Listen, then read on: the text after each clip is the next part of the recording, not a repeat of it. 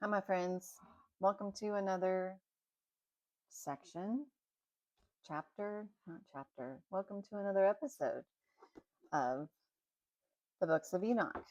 We are getting through book one, and last time we left off on page 51, which is where we will pick up. We are on chapter 23. So let's get to reading. From here I went to another place to the west of the ends of the earth, and I saw a burning fire which ran without resting, and never stopped from its course day or night, but flowed always in the same way. And I asked, saying, what is this which never stops? Then Raguel,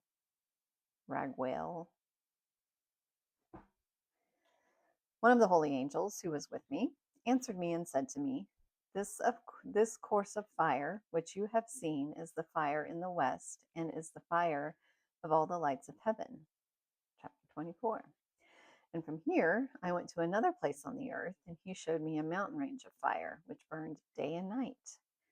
And I went beyond it and saw 7 magnificent mountains, all differing from each other, and their stones were magnificent and beautiful, and their form was glorious, 3 towards the east, one founded on the other, and 3 towards the south, one on the other.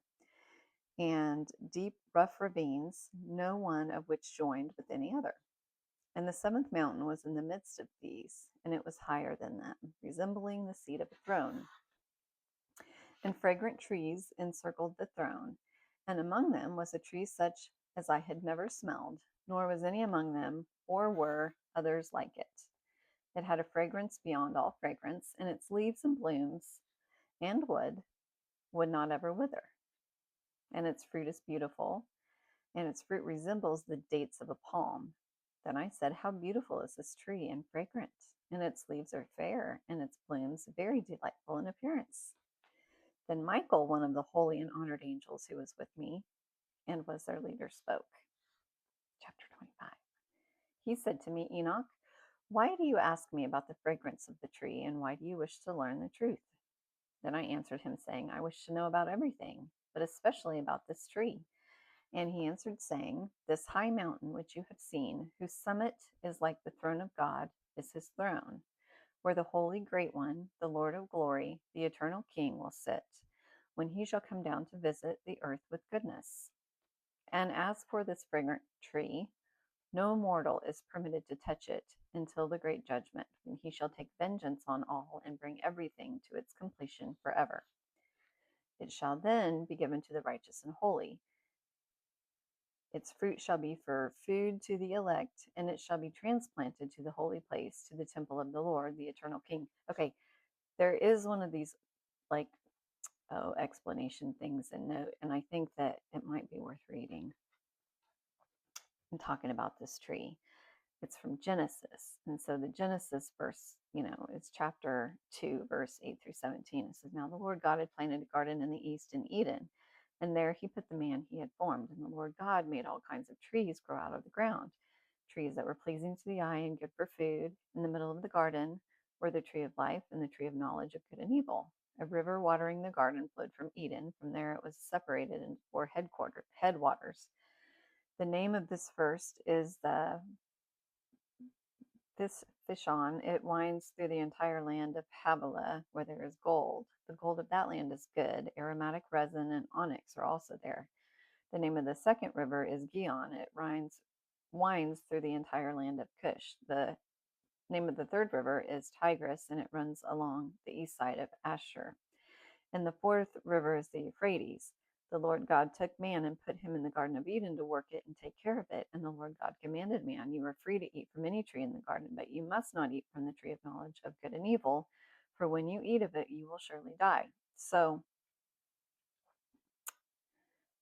let's go back to verse 4. It says, and as for this fragrant tree, no mortal is permitted to touch it until the great judgment, when he shall take vengeance on all and bring everything to its completion forever.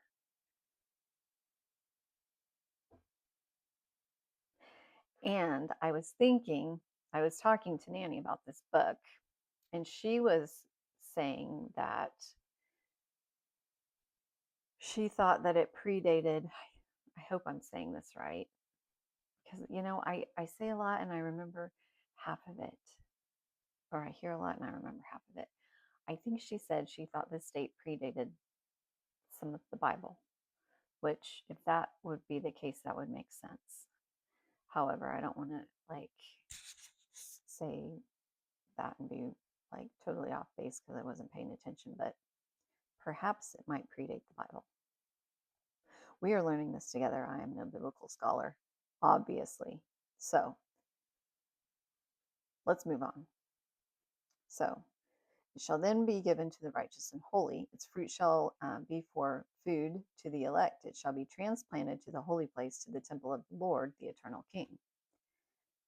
Then they shall rejoice and be glad, and enter into the holy place, and its fragrance shall enter into their bones, and they shall live a long life on earth, as your fathers lived, because they used to live a really long time back then.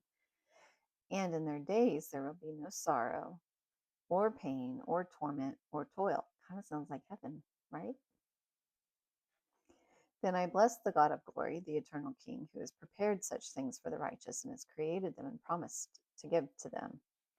By the way, they have a lot of Revelations verses, in their little side notes, like right here, like in the italics. It's Revelations. So, makes kind of sense, right? Okay, anyway. Chapter 26.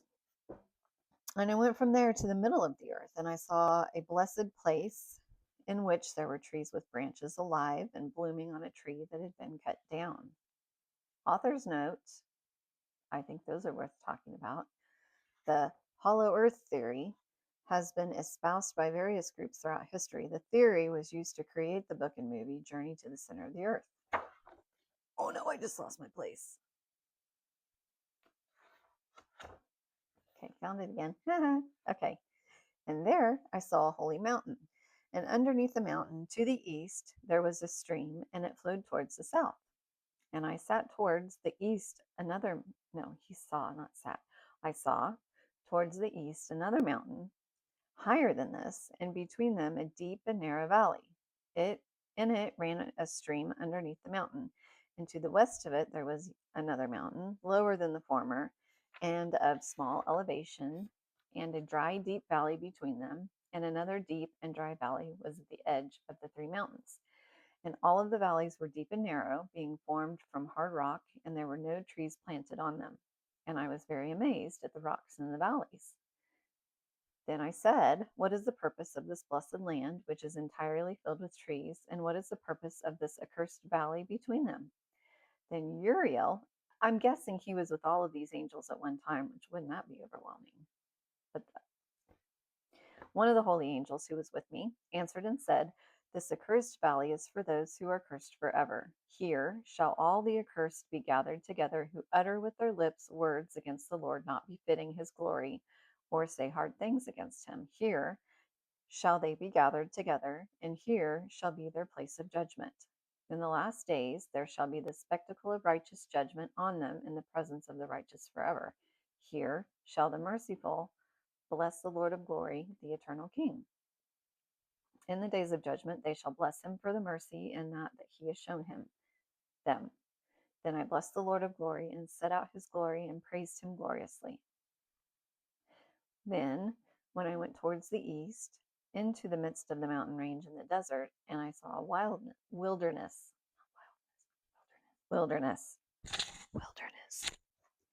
and it was solitary, full of trees and plants, and water gushed out from above. Rushing like a torrent which flowed towards the northwest, it caused clouds and dew to fall on every side. We're at chapter 29 now. I didn't say it because some of these chapters only have like 2 or 3 verses. Anyway, chapter 29. Then I went to another place in the desert and approached to the east of this mountain range. And there I saw aromatic trees exuding the fragrance of frankincense and myrrh, and the trees were also similar to the almond tree. Beyond these, I went far to the east, and I saw another place, a valley full of water, like the one that would not run dry. And there was a tree, the color of fragrant trees, that was that of mastic. And on the sides of those valleys I saw fragrant cinnamon, and beyond these I proceeded to the east. And I saw other mountains, and among them were groves of trees, and there was nectar that flowed from them, which is named Sarara and Galbanum. I know I'm saying those wrong, but it's so entertaining when you have somebody that just constantly mispronounces things. I am who I am. And beyond these mountains, I saw another mountain to the east of the ends of the earth, in which there were all aloe trees, and all of the trees were full of fruit, being like almond trees. And when it was burned, it smelled sweeter than any fragrant odor. And after I had smelled these fragrant odors, I looked towards the north over the mountains. I saw 7 mountains full of fine nard and fragrant trees of cinnamon and pepper. And then I went over summits of all of these mountains far towards the east of the earth, and passed over the Red Sea, and went far from it, and passed over the angel Sadiel. Okay, the author's note says the angel Sadiel, whose name means little one of God, welcomes back those sinners who have gone astray but have repented. Based on the description of the location, some have suggested this sphinx could be a representation, although most believe this to be unlikely. Interesting. And a side note, like they have on YouTube all of these wonderful retellings of these stories with really awesome graphics that kind of make it like a movie. But they do not have witty commentary like I give you. So that is the give and take of it. They just read the words correctly. I do not, and I provide witty commentary. So pick your poison, I guess. Mm. And I came to the garden of righteousness. I saw far beyond those trees more trees, and they were numerous and large. There were 2 trees there, very large, beautiful, glorious, and magnificent. The tree of knowledge, whose holy fruit they ate and acquired great wisdom. That tree is in height like the fir, and its leaves are like those of the carob tree, and its fruit is like the clusters of the grapes, very beautiful, and the fragrance of the tree carries far. Then I said, how beautiful is the tree, and how attractive is its look. Then Raphael, the holy angel who was with me, answered me and said, this is the tree of wisdom, of which your father of old and your mother of old, who were your progenitors, have eaten, and they learned wisdom, and their eyes were opened, and they knew that they were naked and that they were driven out of the garden. Okay, that also negates what I just said earlier about the Book of Enoch being the Bible's predecessor. I'm confused. I don't know. Hmm. Yeah, just mind exploded. I don't know. Maybe you should tell me. Okay, and from there I went to the ends of the earth and saw 3 there. Oh no, I saw there large beasts, and each differed from the other. And I saw birds also differing in appearance and beauty and voice, the one differing from the other. And to the east of those beasts I saw the ends of the earth, where heaven rests on it, and the doors of heaven open. And I saw how the stars of heaven come out, and I counted the gates from which they came out, and I wrote down all their outlets of each individual star by their number and their names, their courses and their positions, and their times and their months, as Uriel, the holy angel who was with me, showed me. He showed me all things and wrote them down for me. Also their names he wrote for me, and their laws and their functions. From there, I went towards the north to the ends of the earth, and there I saw a great and glorious device at the ends of the whole earth. And there I saw 3 gates of heaven open. Through each of them proceeds north winds. When they blow, there is cold, hail, frost, snow, dew, and rain. And out of one gate they blow for good, but when they blow through the other 2 gates, it is for violence and torment on the earth, and they blow with force. Then I went towards the west to the ends of the earth, and saw there 3 gates of heaven open, such as I had seen in the east, the same number of gates and the same number of outlets. And from there I went to the south to the ends of the earth, and saw there 3 open gates of heaven, and from them come dew, rain, and wind. And from there I went to the east of the ends of the heaven, and saw here 3 eastern gates of heaven open, and small gates above them. Through each of these small gates pass the stars of heaven, and they run their course to the west on the path which is shown to them. And as often as I saw, I blessed always the Lord of glory, and I continued to bless the Lord of glory, who has done great and glorious wonders, who has shown the greatness, who has shown the greatness of his work to the angels and to spirits and to men, and they might praise his work and all his creation, that they might see the power of his might and praise the great work of his hands and bless him forever. I feel like that is a good stopping place for today. And we will, that's the end of chapter 36. So chapter 37 will be next time. I might have to try to do some scholarly research and find out if I could find out a timeline of when Enoch did this in terms of biblical stuff, but I would probably be beyond my comprehension. But maybe somebody out there is watching that might know things that I don't know. So maybe one of them might be my mother, and she could comment on there. Anyway, that is all for today, and we will see you another time. Bye.